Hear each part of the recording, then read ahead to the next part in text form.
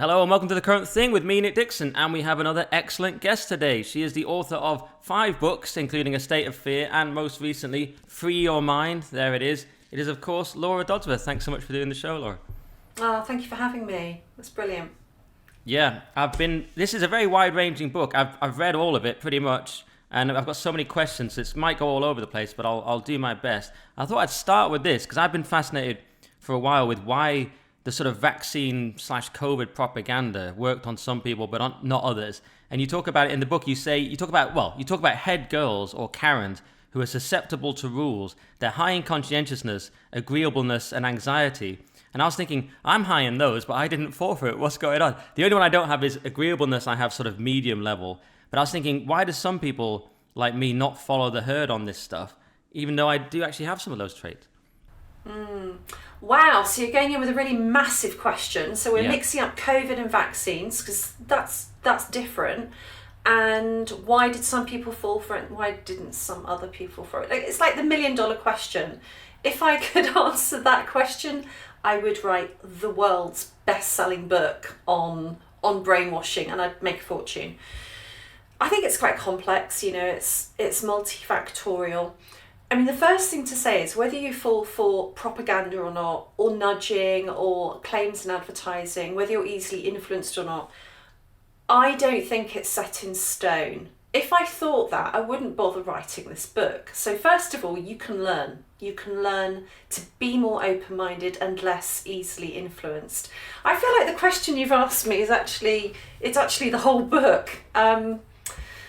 But what you're alluding to when you talk about the head girls and the Karens is a chapter of the book called, what was it called? Is it Don't Overthink It? Yeah. Yeah. So the premise of that is that people think that if you're very clever, you won't be brainwashed. And it's just not true. There are different ways to come at this. First of all, some very clever people have believed some very silly things. You can be so open-minded, your brains fall out, as G.K. Chesterton said, or Orwell said, there are some things that are so absurd only an intellectual could believe them. This happens over and over.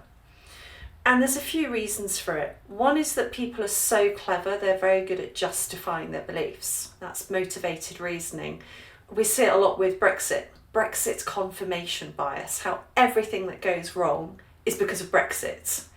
I'm saying this as somebody who voted Remain, by the way, because I get accused of being some kind of right-wing media darling Brexiteer. I would actually vote Leave now, but at the time I voted Remain, I found it a difficult decision. So to make this very clear, there is no emotion in what I'm saying, but people will blame every single economic and social woe on Brexit because for them it was a huge deal. They're very bitter and disenfranchised, and so they use motivated reasoning. Also, this idea of luxury beliefs. Look at the things that people who are clever and privileged and live in Western societies believe. As social hierarchy has become less fixed in the world, there are other ways to show your social status, and that's through beliefs. The idea that a man can become a woman, that men can be pregnant. This is a luxury idea. This is not what people are obsessing over in developing countries. So people will believe some very strange things in order to signal their social status. And even if they don't necessarily believe them, they'll pretend they do. And that's the cultural mediation hypothesis, that you get on better if you appear to believe and advocate for the same things as the people in your milieu. And just to say, all of these ideas that are framed in the book, they're not necessarily mine and Patrick Fagan's, my co-author. We've collated them from other places. People recognise luxury beliefs as Robert Henderson as well, for instance. So don't think that you can be so clever you can't be brainwashed. But there are other things that get in the way. There's the blip. So people are more likely to be unduly influenced if they're on a downbeat in life. That could be in everyday life that you're hungry, angry, lonely, or tired. This is the classic AA thing. Addicts are more likely to fall off the wagon if they're in that physical, emotional, psychological downbeat. But it also works on a bigger scale. Why do people adopt these crazy beliefs when they go to university? Why do they get sucked into all kinds of modern progressive ideologies that you and I can't quite get our heads around? That's because they've gone to university. They've totally disrupted their lives. Everything's changed. They've gone from being with their parents in kind of formalised academic setting to being in a university where they're not really. They're not under the same kind of influence of other adults, and they're getting drunk all the time, they're getting tired, and they're more susceptible to new ideas. But it also works on a society-wide level. So you talk about COVID and the vaccine. Well, this was a global downbeat. And it's at times like that when a whole population can really change direction. So fear was the emotion in that engine. People were frightened of getting ill and dying. Pandemics are frightening times. But then when you put on top of that the sort of propaganda that governments used, or just plain straightforward public health messaging, or deliberate scaremongering, then you exacerbate the fear and you make people even more easily influenced because they're looking for guidance and help. The rational part of their brain is subdued by the fear. So there are lots of different things that can make clever people at least as susceptible to brainwashing as anybody else. Yeah, and there's also that theory, and I think you talk about it in reference to Edward Dutton, who weirdly I met yesterday, but there's also that thing about midwits and that the low IQ will avoid something and the high IQ, but the midwits will fall for it. I was thinking maybe I'm the low IQ, maybe that's what's happened there, although my IQ test was pretty high, so probably the high IQ, but the midwits will definitely fall for this stuff. And it seemed to become also, didn't it, a political phenomenon pretty quickly. I just think of my brother who works fairly high up at a fairly big institution I won't maybe name, but I'm more of a hypochondriac than him, but he was wearing the mask outside at the pub on the bench, and then we'd get up from the bench, put it on to walk outside, never actually go back in the pub. I'm like, hang on, you wore the mask to walk 6 feet outside? That's insane. I wore it 3 times total ever when I really couldn't get out of it. And I think that's so strange. But it also became an element of not just high status opinion, but in his case, almost an element of leadership maybe, or sort of I'm setting an example to others. That was my theory. So it's a high status opinion, and it's signaling that I'm part of the gang. I'd like to see the correlation between Remainers and wearing a mask, actually. But, it became a political phenomenon and a cultural binary quite quickly as well, didn't it? Yeah, I mean, it became very partisan, which was a huge problem for the pandemic response. As soon as Donald Trump said one thing, everyone else would turn against it. They would want to be on the side of the bad orange man. So things which shouldn't have been partisan in public health became highly politicised. And that's such a tragedy for the way it's played out for our society and of course then the whole globe, because we're all interconnected. I wanted to pick up on something else you said about being a hypochondriac. So public health, they always talk about the Swiss cheese model. I've just thought maybe there's actually kind of a Swiss cheese model to brainwashing, which is why I can't just say it's one thing. There isn't one thing that makes somebody brainwashable. It can be related to your intelligence and your personality type, the big 5 personality types. So you've already referred to agreeability. We'll have to come back to your agreeability and mine in a minute, because I think that's interesting, that we're having this conversation. We're both probably quite disagreeable people. But there's also whether you've encountered propaganda, brainwashing, or being overly manipulated before, because, fool me once, shame on me. Fool me once, shame on you. Fool me twice, shame on me. People learn from mistakes. When I've fallen for things, I'm then more careful about it the next time. Moving on from that, one way that you can get that is not just through experience, but education. That's what the book's about. The best way to make sure you're not brainwashed is to read this book. Free your mind. There's a whole chapter in there called Get Immunity that details different nudges and propaganda techniques, because once you know what they look like, they're easier to spot. There's also how much of it you expose yourself to. We interviewed a magician for the book, and one of the most basic lessons from that is if you don't want to fall for the magic, don't go to the magic show. If you didn't watch any ads during COVID, if you just didn't watch any TV, if you didn't look at the billboards, if you didn't go on your phone much, you wouldn't have known so much about it. It was very immersive in the media, but people who were watching it 24/7 would have had those daily death announcements and weird instructions to wash and quarantine their shopping foisted upon them much more than people that weren't looking. So it's how much of it you consumed. And then there's also a question of practicing what you've learned. So once you learn to speak up and to air disagreement, it gets easier and easier. That doesn't mean it's always without consequences, or it's plain sailing, but you can learn to differentiate yourself from the crowd and learn to switch off from groupthink more quickly. So there could be a kind of a Swiss cheese model for propaganda there. Onto agreeability, I think that is very important. The most likely profession to join the Nazi party in the early days were doctors. Well, that doesn't mean that doctors are natural Nazis, but doctors are very agreeable quite often because they're conscientious and hardworking, and they have to, study very hard to become doctors. I don't think it's a great trait, agreeable. I wish it was called something else. It sounds like you should want to be the agreeable person, doesn't it? I think it really rankles me because I'm probably quite far on the disagreeable end, but that means not that I'm not an agreeable person to know. It doesn't mean that I don't like chatting to people and I don't want to upset people all the time, but I will speak up if I think something different. I'll have courage of my convictions, try to do the brave thing or the moral thing. I won't necessarily go along the crowd. And I think that is a quality that we should be applauding and encouraging and not labelling disagreeable.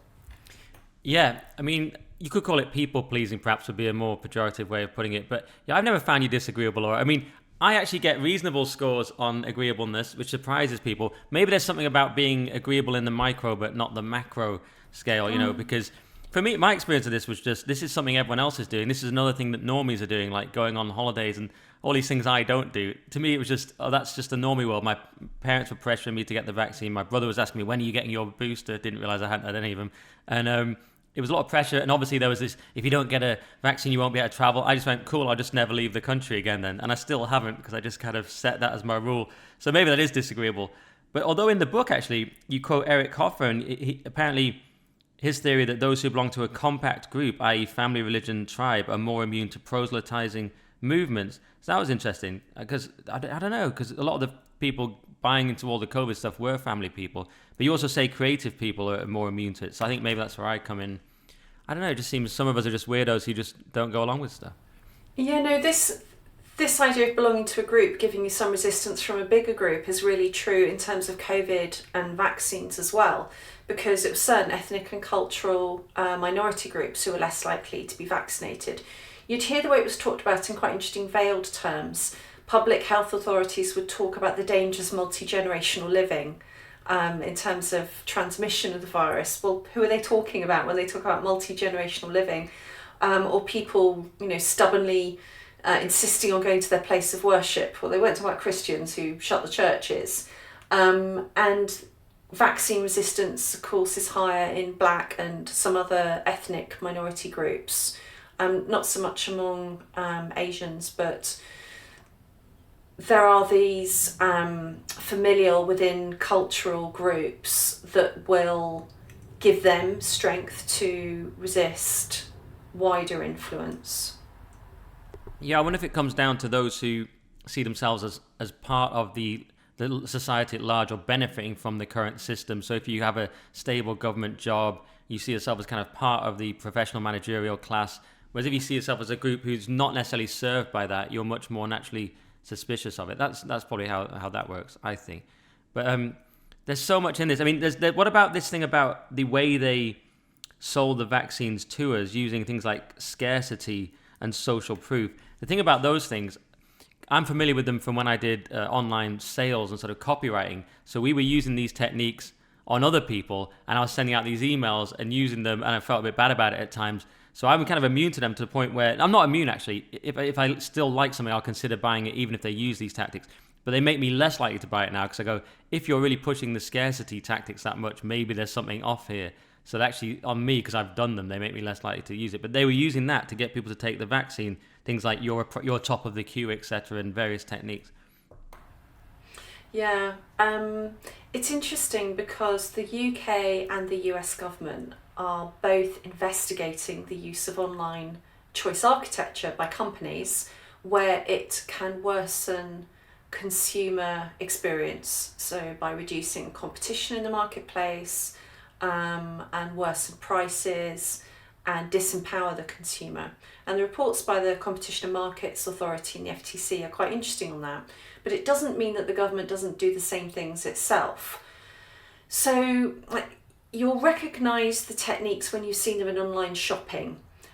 Let's say I'm looking for a dress and the shopping form tells me that 46 people are looking at this dress now, and you think, oh wow, I must be onto something. This is a popular dress. But it says only one left. And you think, oh gosh, they're running out. There's the scarcity. So I've been hit with social conformity and scarcity. And then it might use price anchoring as well. So, it says it's $59.99 and it's the 5 that sticks in your head, but it's basically £60. And then they might use some drip pricing. So this doesn't work as well with the dress as other products. You have to excuse, I'm extending this a little bit here. But it could say, well, the dress was $59.99, but if you want the belt, it's another £5. And maybe you want our stain resistant treatment on it. I know this doesn't work as well for a dress. And before you know it, you've had to add some extra things on it. It costs more than you already did. So there's all these sorts of techniques that are used to suck you in online. So with the vaccine, if you think back to the texts you got, they would say things like, you're at the top of the queue, which makes you feel special. That appeals to your ego. They'd make it convenient for you, they'd tell you when and where it is. But they might say there are only so many places in this space of time, so you think, oh gosh, if I don't hurry up, I might not get my space. That's scarcity. But I mean, that's only the tip of the iceberg, actually, for the nudging that was used around the vaccine. I didn't talk about vaccine safety and efficacy in a state of fear because that's totally beyond my expertise and remit. I didn't want to go there. But what I did talk about was the incentives and the coercion, because we've never had a vaccine which is conveyed upon the public with such a cornucopia of nudging. And I always felt that the big danger was that some people would fall for it all and be more loyal to vaccines and more interested in having them, but other people would find the communications disturbing and lose trust. And that is playing out. I mean, I can't say that it's definitely my theory, but certainly there's more hesitancy around childhood vaccinations now in this country and around the world. And I think the problem is that if you try to incentivize people to have a vaccine, with things like petting zoos or stickers or cash giveaways, jabs for joints. There were even brothels giving free sessions in Vienna. I mean, this crazy range of incentives. If you do all that, but then you say, oh, and if you still don't have it, well, we're going to start using the jackboot now. There's jabs for jobs. You can't go to work unless you've had the vaccine, or you're not going to be able to leave the country. You start thinking, oh, well, all these incentives, they're just the first measures in this whole suite of measures until I have it. We're going to get to the stage where I'm pinned on a gurney and I'm forcibly vaccinated. And so I think for a whole group of people, it will have made them more suspicious and damaged trust in public health authorities and medications. I mean, I feel a lot less trusting because I think that all of those sorts of techniques and language don't belong with doctors and public health, because it's very corrosive to the idea of bodily autonomy and informed consent. Your consent should be based purely on the risk and the benefit of a procedure, and not whether you get a sticker or some Asda vouchers or whether you'll get sacked if you don't have it. I mean, that really affects informed consent. And the fact that doctors and the NHS did that makes me trust doctors and the NHS less. And I've tried to think about all this really rationally and look at what was going on.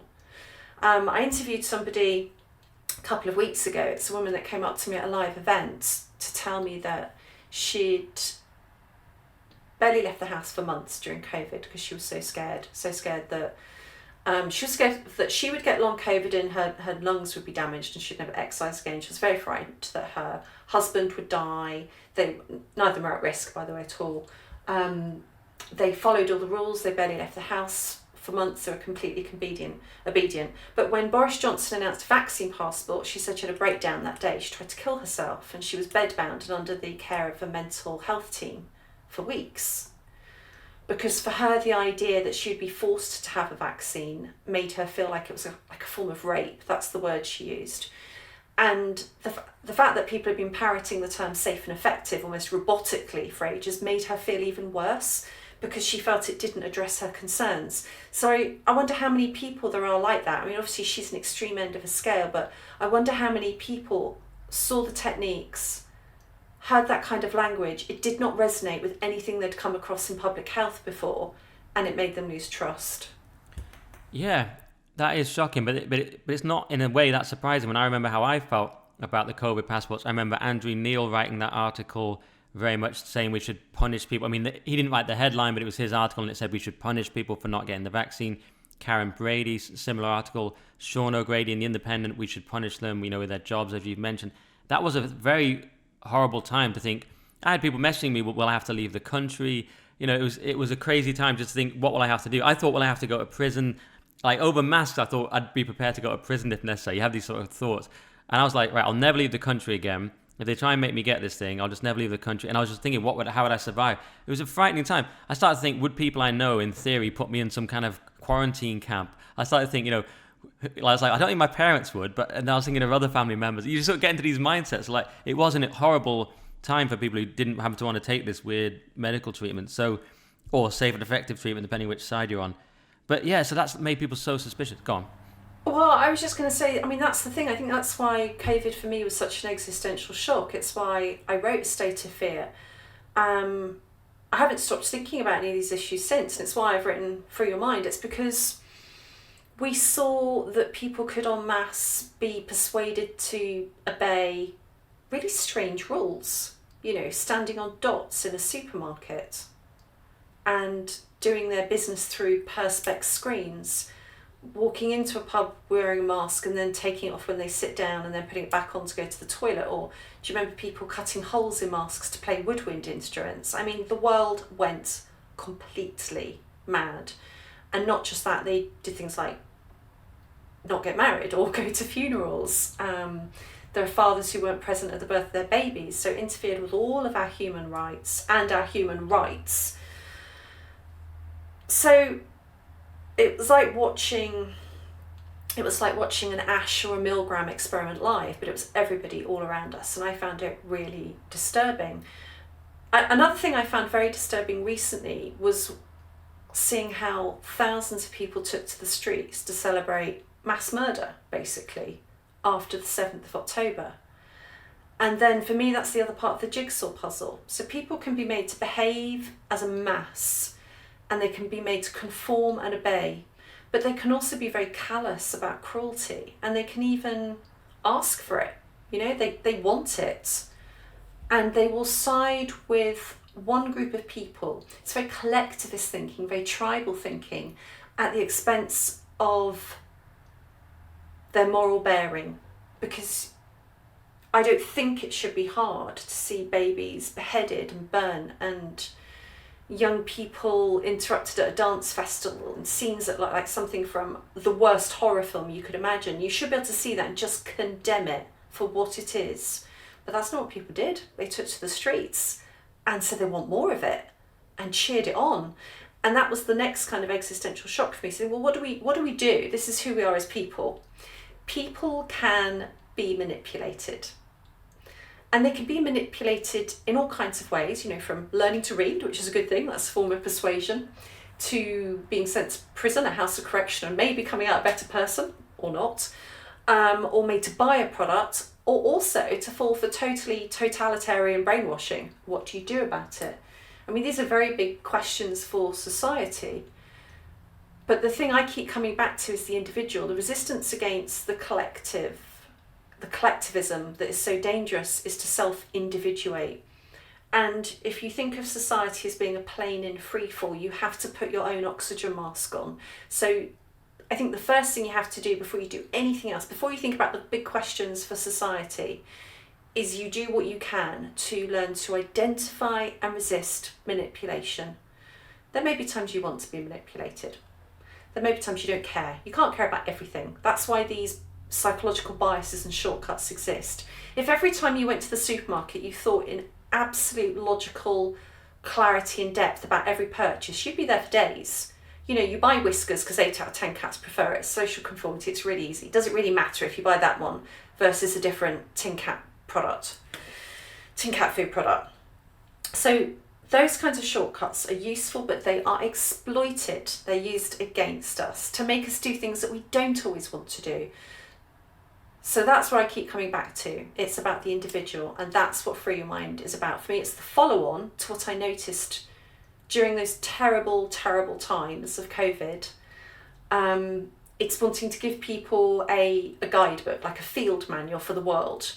Everybody wants a bit of your brain. Everybody, from the salesman to the pickup artist to the politician to the priest to the policeman, you know, they all want a bit of your brain. What are you going to do about it? You do need to know. You do need to know it's happening and how to arm yourself as much as you want to.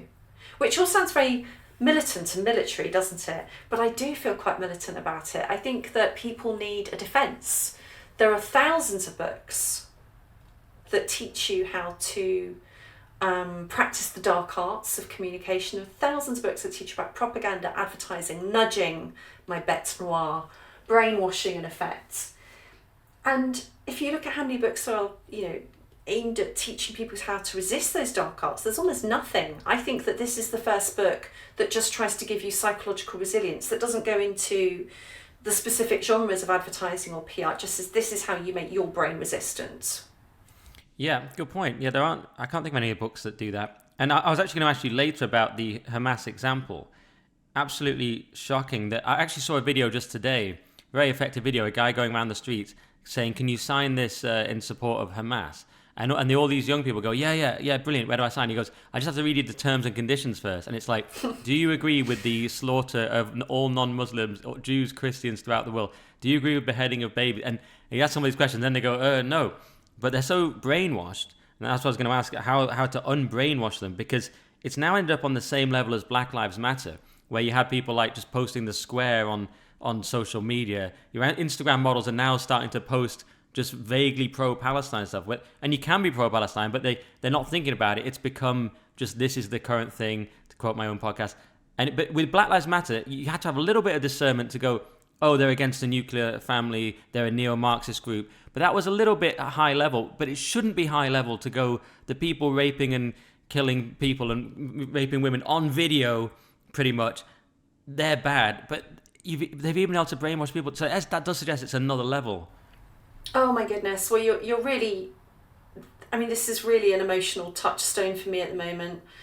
I was so shocked and sickened by not just the atrocities on the 7th of October, but the response in this country. I mean, it's a real wake-up call to liberal, progressive simpletons everywhere, and people who are less liberal and progressive like me. You know, this is incredible that people from our safe streets and their comfy armchairs in academia can be so stupid about who they're supporting. It's not like me to be self-defense, Nick. What are you doing? What are you bringing out of me? Is this what happens when you put disagreeable and disagreeable together? But actually, I think maybe I have been too restrained in terms of how I talk about some things, because, we're in a very dark time when people celebrate mass murder. I mean, go back to Black Lives Matter. Of course, that was a very hysterical time. We were still in all the COVID insanity. And then at a time when you were supposed to be wearing masks, I remember seeing somebody in the media, they were kneeling on the ground in London, wearing a mask, saying, I can't breathe. Oh, well, of course you can't. You're wearing a mask, you idiot, outside. And this BLM hysteria took over here as well, where although there is still racism, people don't face the same problems as they might do in the States. And, let's not even go to the stats about police killings in the States. When I saw Keir Starmer kneeling for BLM, I mean, any respect I might have still had for the Labour Party was just utterly annihilated, because I'd researched who BLM are as soon as I heard about them. And you mentioned how they recommend breaking down the Western model of the nuclear family. And I thought, well, that doesn't sound very good. I think the family's a really good thing. I think it's awful that I'm in a single parent household. Families are better. But they want to defund the police. I thought, well, this definitely sounds a bad idea. We don't want to defund the police, do we? And then you see political leaders actually kneeling in support of an organisation that espouses these highly anarchic and nihilistic policies. The pro-Palestine cause is even muddier because people think that they are marching for the oppressed. And of course, that's a very facile reading of the Israel-Palestinian history anyway, which we're not going to get into here. I'm not an academic, I'm not a historian who specialises in Israel, but it's just a very facile understanding of a long, long story. And you think, okay, so if you're cheering for Palestine and Hamas, you're cheering for a regime that would just choose to kill babies, but actively try to kill all the children, and would implement Sharia law. Women don't get to choose how they dress or where they go. They don't have autonomy or agency. Homosexuality is punishable by death or imprisonment, and they want the death of all Jews. It's in their charter, and the annihilation of the state of Israel. So to think there are people in this country that cheer for that, you think, well, we're very lost. How has this happened? And I think plain old anti-Semitism is at the heart of it. So that's beyond anything I could tackle in Free Your Mind. But they haven't looked into a very insidious ideology that's had a long march into academic institutions and that's been upwind of our culture for a long time. It's funny because a lot of my followers have been really angry with me for taking what they see as a Zionist stance. Now, I do, the foundational question, do you think Israel, the state of Israel, has a right to exist? My answer is yes. I think that makes me a Zionist, which I don't think should be anything to be ashamed of, but Zionism has become a dirty word like white supremacist or conspiracy theorist. And they think that I have fallen for some sort of pro-Israeli propaganda. I don't think so. I think what it is that my moral bearings are just still intact. I know barbaric acts of cruelty when I see it, and I think that the people that perpetrate those acts are very, very bad people. We've just seen the face of evil. And so I wouldn't take to the streets and cheer and celebrate after that happens. It's very simple. It's a question of remembering your morals and being able to think for yourself. And I think what it is sadly that those people are in fact under the spell of a pro-Palestinian propaganda which is simplistic and deceptive. It's very hard to break through because once people take a position, they often don't change. We've seen that with COVID. What are we seeing in the COVID inquiry? That people are changing side or position? Not at all. They just dig down deeper. They double down. Yeah, and I was going to ask you about that because I've had that as well. The attacks that, oh, Nikki, why are you falling for this one? You don't normally fall for stuff. And another friend who does a podcast has had the same from his audience. And I wonder if there's a thing where you can go too far and for the reasons we've said, because they've done so many mass propaganda attacks on people, most notably with COVID, people are now suspicious about everything to the point where they lack humanity. Have you noticed this trend? I'm sure you have. It's everything that happens it's like, this is fake. And immediately under every post on X or Twitter, it's like, let's immediately debunk this. This must be fake. And that can lead to a sort of position where not only do you lack nuance and you're not seeing each thing as it is, you're just applying a kind of basic heuristic, to use Scott Adams' term. You also, though, you've lost your humanity because you're immediately dismissing something that it actually could be horrific and real and go, oh, it's just another WEF thing or whatever it is you're saying. Have you noticed that as well?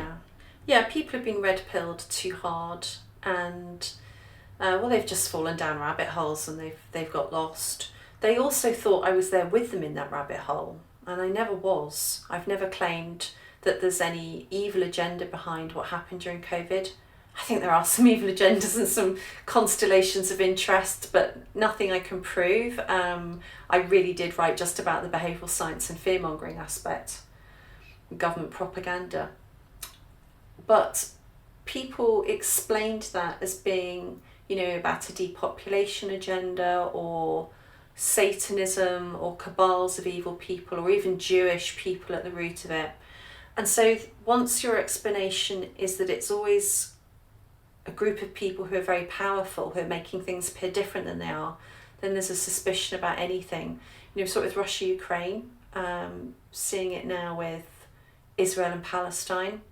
There were people who'd been, I thought, quite sensible on COVID, who as soon as that hospital in Gaza was bombed, chose to believe the accounts given by Hamas, who are an organisation that behead babies, rather than wait for intelligence to come in and believe the state of Israel.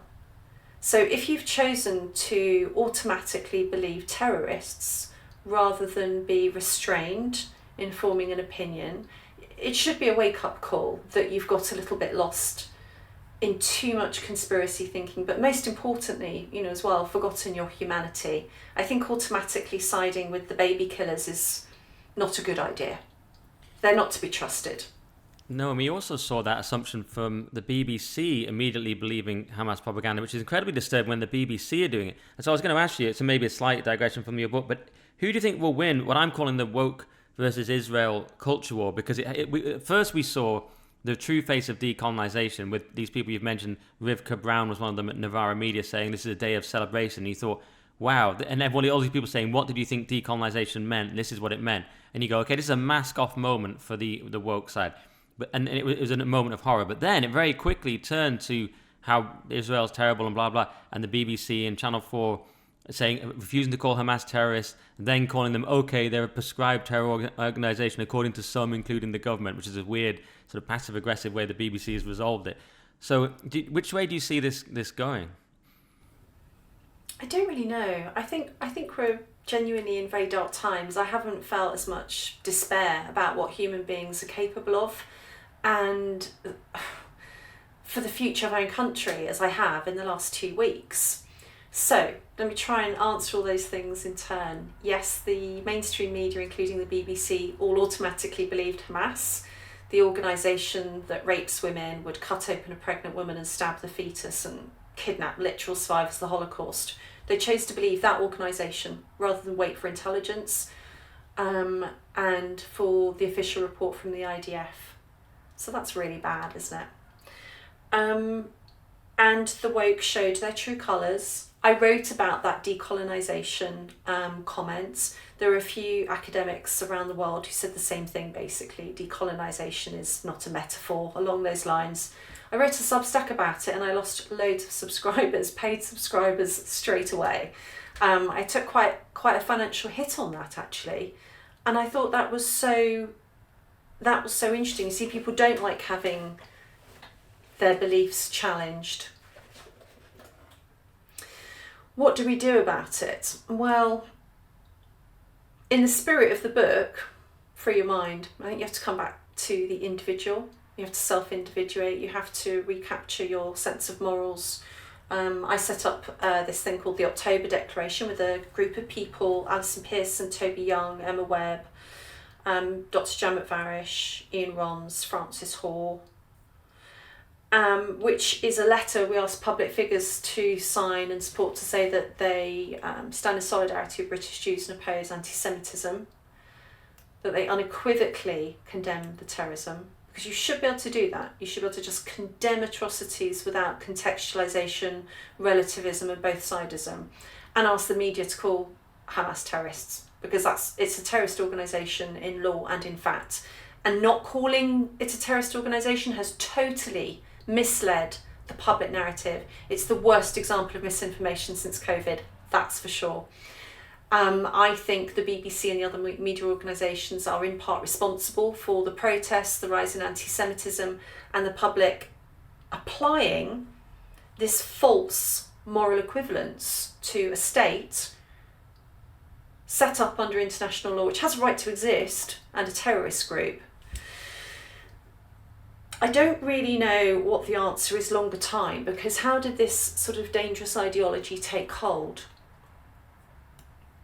I don't think it's just a question of an insidious creep. It doesn't just take hold on its own. I think it takes hold because people are empty.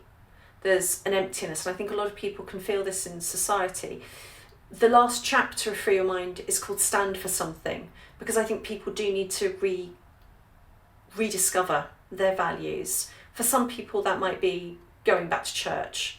It could be some other club. Maybe you're going to write all your principles down on a piece of paper, but you have to do it, because if you don't know what your values are, somebody else will fill you up with their values. So it's not enough to just say, well, Hamas is a death cult and they don't just want the death of Jews in the state of Israel, according to their own charter. They don't just want to change our culture. We've let them. And why have we let them? The most important thing we need to do actually is to resurrect a love of our own British culture and values. That's a big thing I have no immediate answers for, but it's obvious. It's obvious to me to see that this wouldn't take hold if we weren't more confident in ourselves. And so I think that to resist manipulation of any form, one of the hardest things, but one of the most important things, is to have a strong set of personal values. It's made me a lot more open-minded to religion, actually, because although I've always had faith, I've always believed in God. I was brought up in a C of E school. That's not really been a part of my life in a big way, ever, not for a long time. But I think that the value of going to a place of worship is having a container for morals, and a reminder, a regular reminder of who you are, what you believe in, and just codifying basic principles of humanity. That's not the answer for everybody, but it's something I've been doing. Yeah, that's been the answer for me as well. I mean, you also talk about Stoicism as one answer in the book. You talk about Seneca and facing death puts you beyond political influence. That's another part of it, because they're exploiting people's fear. I mean, you even mentioned this book, The Denial of Death, another book, Ernest Becker, which I read ages ago. Because it gets, I was going to try and get less heavy with my next question, but that's actually more heavy. But should we do death quickly? Yeah. Why not? I'm constantly fascinated by death. Yes, this is huge, because of course COVID would not have taken off like it did if we weren't terrified of death. Now, some fear of death is natural. It's correct. It's totally logical and rational to be frightened to death because we don't know what happens next. But whereas we used to be a culture where we would lay out our dead in our home, we now have 24-hour funeral parlours. We're totally disconnected from the everydayness of death, which is why people basically lost their shit. And one reason that those daily death announcements worked the way they did is because there was, I would say, quite a cynical framing of the statistics. It could have been unconscious and reflecting the fears of the people that did the dashboard and communicated them, but we always talked about deaths and not recoveries. We were told about hospital admissions, but not discharges. So the focus was on death. We don't talk about daily deaths from sepsis. We don't talk about daily deaths from cardiovascular disease. We've never done this about anything. So that natural fear of death during a pandemic was really put on steroids by government communication. But I think if we had an easier relationship with death in the first place, we would have got through that a lot better. We're really lacking stoicism about death. Yeah, and you even say in the book that the Ernest Becker Foundation suggests that people might have been stockpiling toilet paper during COVID due to trying to symbolically clean away the stench of their mortality. And you even said due to the fear of death, people almost want to be brainwashed as a way of coping with it. That was really interesting. Yeah, there's other things going on with the toilet paper. Some people think it ran out because it's just such a big bulky item, you can remove it from the shelves more quickly than small items. But I like the Becker Foundation theory there, and I think there's something to it. It's that physicality. It's the Freudian anal phase. Yeah. I almost want to, there's so much I could ask you about in the book. I almost want to ask you about, before you go, about the porn aspect, actually. Because yes! No one asks me about the porn aspect. Oh, good. Yes, Nick. No one's asked me. It's so unpopular. Come on, let's do it. Well, yeah, it's a sharp left turn, but I was really interested because you were talking about the link between porn and autogynephilia, its attraction to being a woman, which TERFs often cite as the real reason men are dressing up as women, and that it might explain the rise in the number of trans people. And you spoken to people in the book who say that is it. They watched porn from an early age to the point where they became trans. That freaked me out. And the second point that freaked me out was this claim. Has it made you question your own porn usage habits? It made me question some of my past choices. But luckily I didn't grow up with it in the same way as this generation. The other thing, Andrea Long Chu claims that watching porn is itself a submissive act. I thought that's a bit weird, but I kind of see where they're going. So that freaked me out. So I don't know, what explain that bit, and should we ban porn? I've asked like 3 questions there. I hope you're not trying to squeeze the sex bit into the shortest bit of the interview. I was honestly surprised that people didn't ask us about this more, and I think there's a kind of a British awkwardness about sex. Interesting, I said I lost lots of Substack subscribers when I took a pro-Israel anti-Semitism stance. Guess what? When I wrote about, I extracted some of the sex part of the chapter for my Substack, I also lost subscribers then. I think people don't like to be told they shouldn't watch porn. Okay, so if I take you through what this chapter's about, and it's called Don't Be a Slave to Sex. What you have to understand about sex is it's a wonderful natural thing that we all enjoy doing. Don't stop that. That's not what we're saying. Sex is brilliant. But it's a very, very powerful reward mechanism. Action, reward. And think about that moment when you orgasm. The French call it le petit mort. It's a moment of total loss of consciousness and self in a way. It's why sex has been used in some experiments, such as MK Ultra's Operation Midnight Climax, I think they called it. Or was it just Operation Midnight? I might be making up the climax bit. They used brothels and sex in addition to drugs to try to break people down psychologically and experiment on them. And we've never had the kind of ubiquitous porn that we have now. So think about a young man in the past. He might have only seen his own erection, or not many others if he was straight. But according to our back of envelope calculation, Patrick and I think that the average boy will have seen about 2,000 erections by the time he's 18. So I grew up with quite a lot of porn around. My dad was a sex addict. It's part of the background to why my first 3 books were a trilogy about the body, as a kind of counterpoint to the pernicious influence of porn and sexualisation in culture. But porn's changed. It's changed a lot since I grew up. So, I was researching one of the major sites, Pornhub, and I was quite amazed, to be honest, at just the homepage. You don't have to go deep to find some fairly weird sexual activity. They've got, the thumbnails on the homepage, a very large number of them are featuring girls that they have to tell you in brackets are 18 plus because they put them in school uniforms or they're designed to look really young. There's a lot of pushing boundaries about incest, so talking about stepmums and stepsisters and stepbrothers. A lot of boundary pushing. There was some very strange things. One with a seasonal vegetable. I did that research around Halloween. Strange things with machines, and the cartoon anime stuff is very odd. So there's some quite strange directions going on in porn. And you might think you can watch it and it won't change you, but I don't think that's true. Researchers have known since the 1960s that paraphilias can be conditioned into people. One example that I think didn't actually make it into the final cut of the book, which is one of my favourites actually, is about rats. So virgin male rats would normally fancy virgin female rats.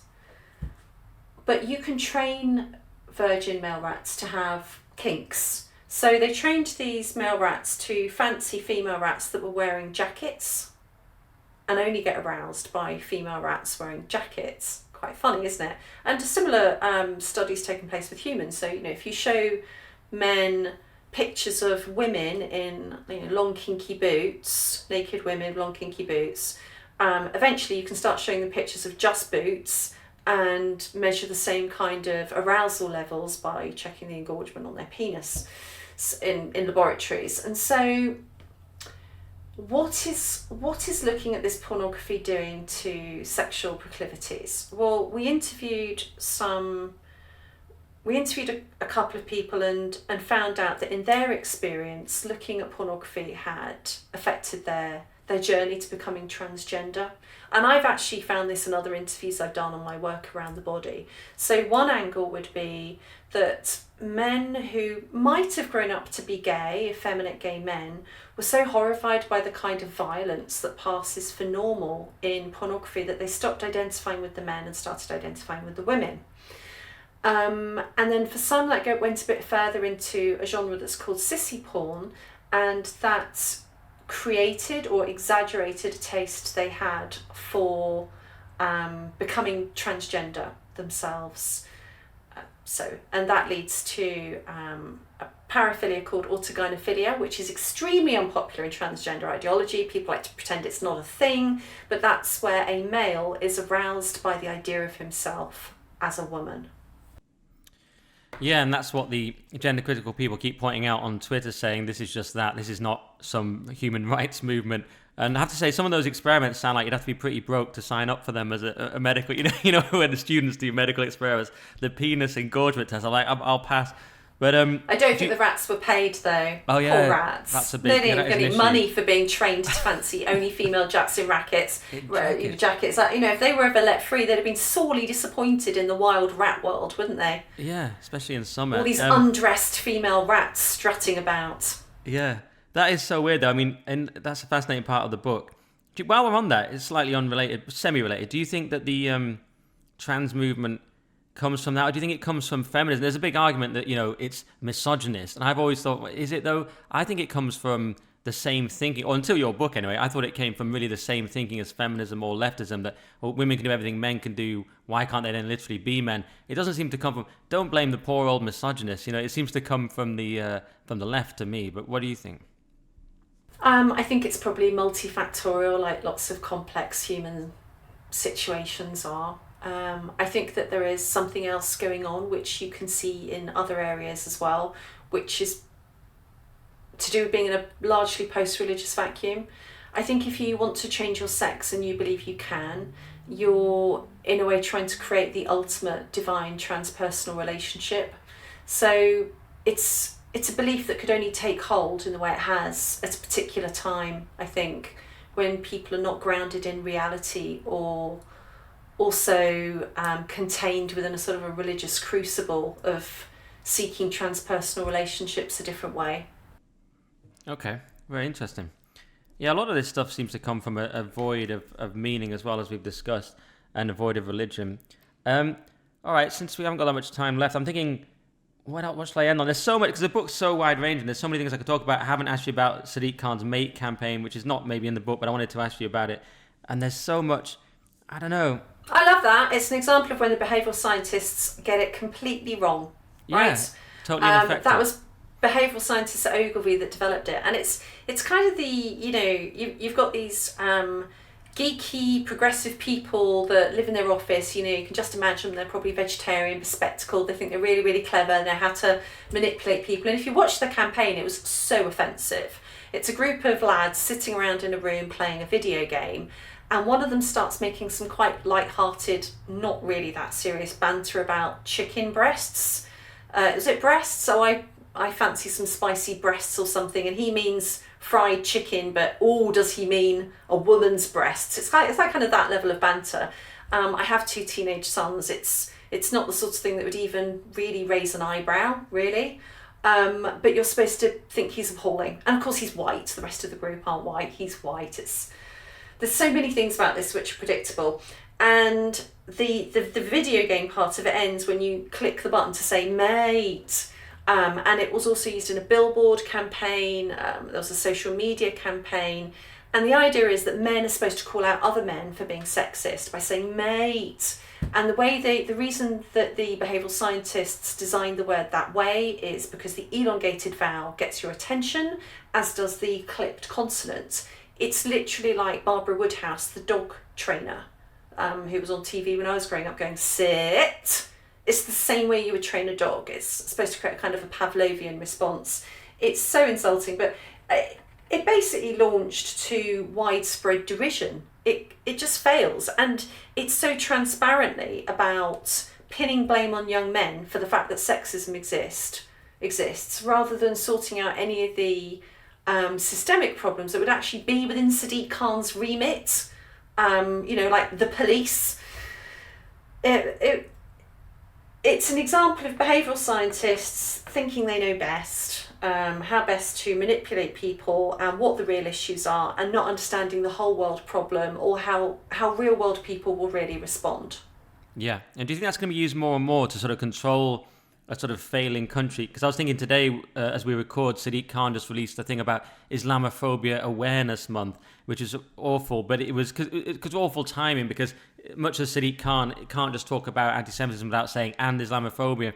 Keir Starmer released this. Now, it was obviously because Muslims are abandoning his party and he's trying to get them back on board. But we see this kind of thing all the time. A failure to deal with the actual problem, instead some kind of weird Orwellian take that's supposed to kind of contain us. I think they're going to use this more and more to sort of fail to tackle the real problems. And it's kind of anarcho-tyranny again. It's punishing innocent people, like a just normal bloke talking about football in that other example, while criminals run free, because that's actually difficult to deal with. Oh, sure. The problem is your average gammon in Britain who's Islamophobic, whatever that means, rather than the fact that there's been a large influx of Muslims into the country in a relatively short period of time without adequate social cohesion. So the problem is you, the citizen, and not the way the government's done things. It's the same with COVID, like the Look Him in the Eyes campaign. Look him in the eyes and tell him you never broke the rules. The problem's your fault if somebody catches COVID and dies because you didn't follow the rules, not because the government didn't follow its existing pandemic plan and have an adequate stockpile of PPE and has designed hospitals like mini cities of infection.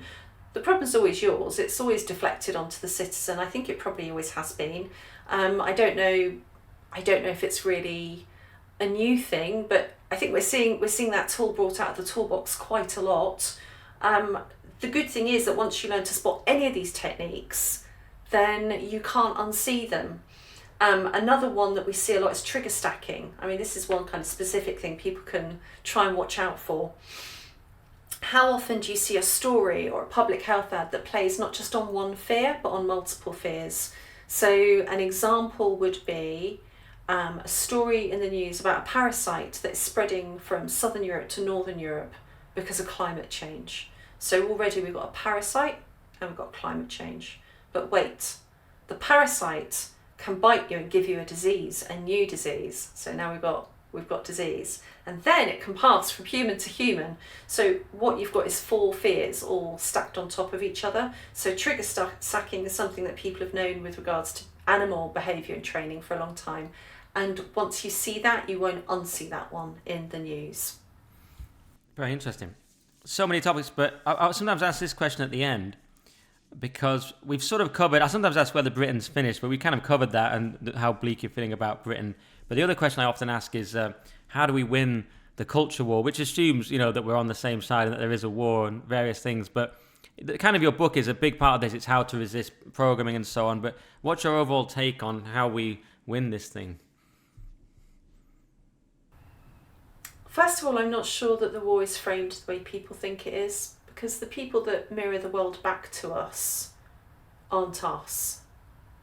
So people think that a TV screen, for instance, is their window into reality, or their smartphone screen is, and it's not true.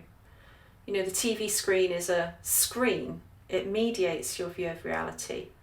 So a lot of what we see in drama, soap operas, the news, advertising, is a world which reflects what certain actors want us to see. It isn't real.